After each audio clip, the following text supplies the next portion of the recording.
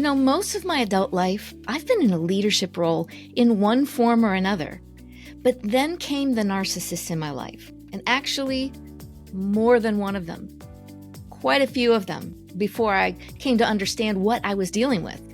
And with every hit from the narcissist, I fought to get back on my feet again. And I had enough strength and I had enough determination to stand against the onslaught of the verbal and emotional abuse and keep going until I didn't. I had been rising back up and pressing onward in my own strength, though I didn't realize how much I was doing it. And I love the Lord, I loved His Word. I spent time with Him. I was involved. I served in ministry. But yet I was still operating in my own strength. When it came to fighting the battles, it felt like it was my responsibility to bear it because I felt like somehow everything that happened with the narcissist was my fault. I mean, when we're dealing with a narcissist, it's not like they start off by putting a gun to your head and telling you get into a relationship, right? So then we start to get kind of twisted in our thinking and we feel like there's a personal responsibility. And I would think things to myself like I should have recognized it sooner. I should have handled it better. I should have known better. You're like, how could I? At that time, I should have made better choices and wiser decisions. I should have sought the Lord more, but I didn't. Therefore, it's up to me. I have to pull myself up by my bootstraps. Are you like me? I find that a lot of us strong women, we tend to think that way.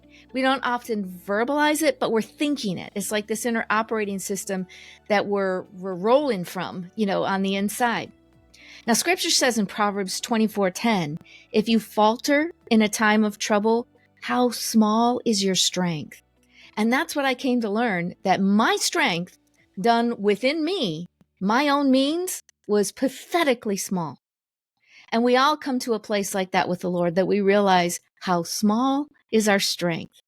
But also in Proverbs 3, verses 5 and 6, it says, trust in the Lord with your heart, with all of your heart, and lean not on your own understanding. And all your ways submit to Him, and He will make your path straight. Now, intellectually, I knew these verses. Yet in my heart of hearts, I, really felt kind of embarrassed and unworthy. I felt that I had gotten myself into a pickle and it was my job to get myself out of it. So I limped forward, determined not to be beaten. I was so stubborn, and I can be stubborn in a good way a lot of times. I was determined not to be beaten. But I was exhausted and I was disheartened. And the longer it went on, the more my confidence eroded.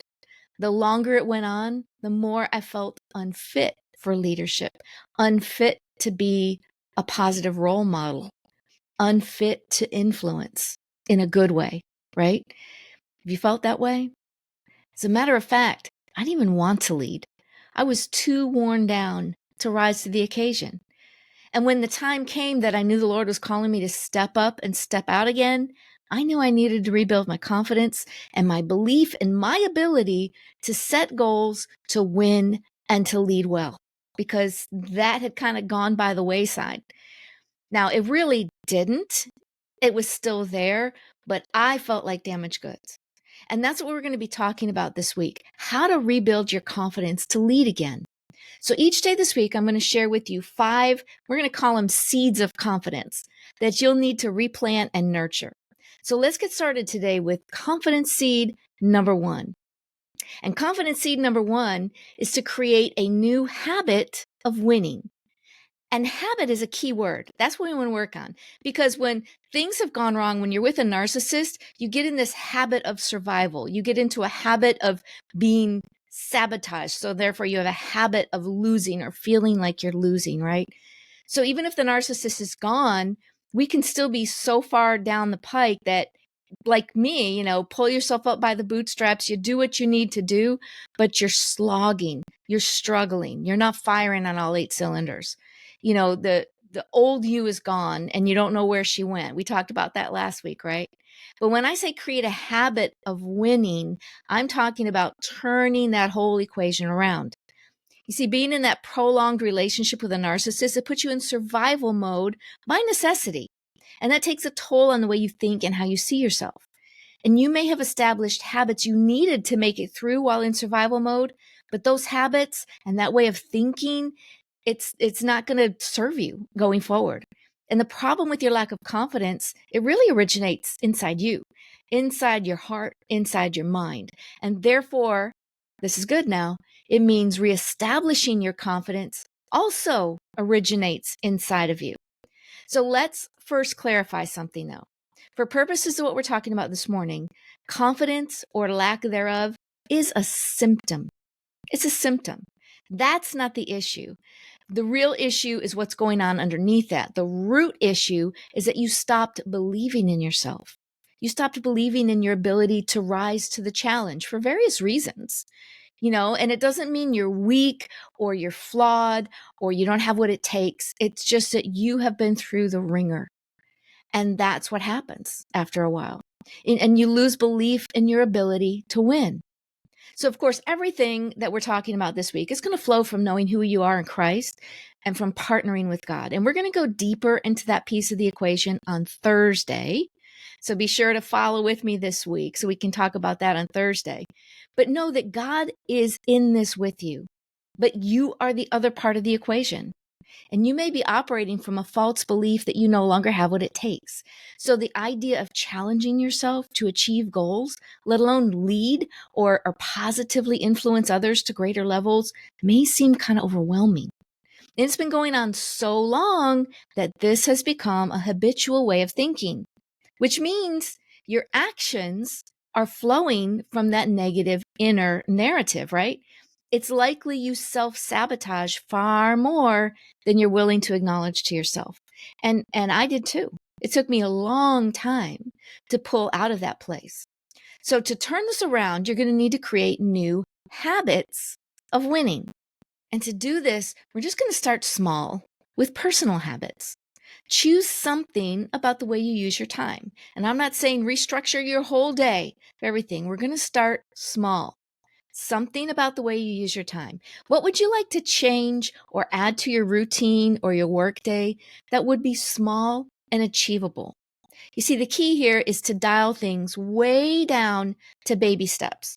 And that may feel counterintuitive. If you've been a go-getter, if you've always been one out there to take that hill and to, give me a bigger challenge, this is not going to feel right. It's going to feel, counterintuitive to who you remember yourself being. But we're not going to deal with that. You're going to get back to some of those good things and you're going to get your mojo back before you know it. But you have to dial it down to baby steps. It can be something as simple as just a basic little chart that you make for yourself so you can track each day that you executed on that baby step. It's just a little win. It's just a little baby win that no one else is even going to notice except you and, of course, God. But those little wins are cumulative. For example, let's say you want to get back to exercising. That's a common one, right?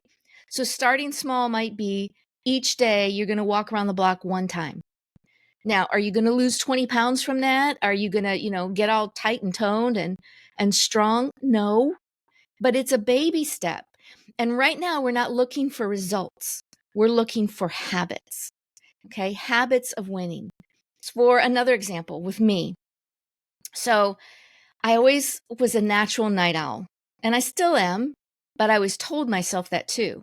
But I wanted to retrain myself to get up early. Now I didn't start this early on. So this is a ways down the road from the narcissist as I've been continuing to work on myself. I wanted to retrain myself to get up early. And I realized that my focus, I never quite got my focus back to like how I used to be able to focus, how I used to be able to run, right? So I started doing things to support myself in making a new habit of this. And I tried lots of little things, little successes here and there, but it wasn't really lasting. And then I came across something, and this is going to sound weird, and it's something called Flow Club. And no one's, I'm not getting any payments for endorsements or anything. But Flow Club is basically co-working, and it's available around the world. So, you can get on like 7 days a week, anytime, 24 hours a day, there's a flow session happening. So I joined that and I tried it, and I did it for a while, probably like 6 months or so. And I was doing better. I was doing a lot better. And then I decided, you know what? I think I'll become a host for Flow Cup. I'm here anyway. I'll go ahead and I'll start hosting. So what I did is I started setting myself up by scheduling that I would host at 5 a.m. So that meant that I had to get myself up at 4:30, which sounds crazy. But knowing that I had to get up and launch a co-working session, I could turn my camera off, and I always did it as like a stretch and flow, they call it, which was like an exercise one or a start your day or something like that. I would get up on there at 4:30 and I would launch it. And I did chat only sessions. So I would type in the chat, just welcoming people. And I'd say, hey, my camera's going to be off. I'm doing my morning chores. I do a little bit of exercise. I'm going to get myself ready. And I would just come back and check in. But that meant that I was up and I was on there because of my own vanity. I wanted to make sure that my camera was off before anyone else joined the session. So I'd get up, I'd set it all up, I'd turn my camera off, and then I'd go about my day. And at that point, lights were on, I was up and moving, and I had committed on there because you can type your goals in for the session. So I would list out what I was going to do, like everyone else can see it. And people are real gracious, no one's calling you out on anything on these sessions, but it was just enough that it was that extra nudge and that extra little bit of accountability because the leader in me rose up. Okay, I'm a host. And all that means is that I just set up a welcoming atmosphere and I kick the thing off. And I've been doing that now for a while. And I have found that I just love getting up early. I get so much more done. I have a lovely time. And I'm training myself to have a certain flow to my day. And I didn't believe that I could get up early and do it consistently day after day. I've gotten to the point where I can even do this on the weekends. I give myself a day here and there that I sleep in a bit, but I feel so much better. My confidence has been boosted because that is just win, win, win, win every time I do that, right? Now, what you're really doing here is proving to yourself that you can do it, and you're creating a new habit of doing it. And as you do it, your belief in yourself gradually increases with each repetition. You've said that you're going to do something, and you're doing it. And that is what's rebuilding your integrity, that you'll do what you say you do. It's integrity within yourself and how you see yourself. Now, as you continue each day, adding another baby step to the string of baby steps from the day before, you're creating a new expectation within yourself too, that you can win. You are winning. You discover that you are indeed a woman who wins at what you set out to do. Now, over time, winning then becomes your new normal. This is your self-leadership, right? Confidence in yourself is the natural result. And this is going to transfer into all dimensions of your life, including your ability to positively impact others. Join me tomorrow as we discuss the confidence seed of boundaries. Now, you may be familiar with boundaries, but I'm going to be approaching this from a new angle. So I hope you'll join me. And I'd love to hear about how you're going to plant and nurture the confidence seed of creating a new habit of winning. So shoot me an email at hello@AnnetteChesney.com and let's talk about it.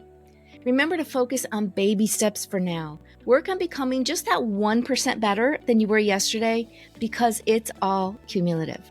And also be sure to like, subscribe, and share this episode to help get the word out about this podcast. Check the show description for some additional helpful resources too. Got some great links to things there. Keep going, because your best is yet to come. I'll see you tomorrow.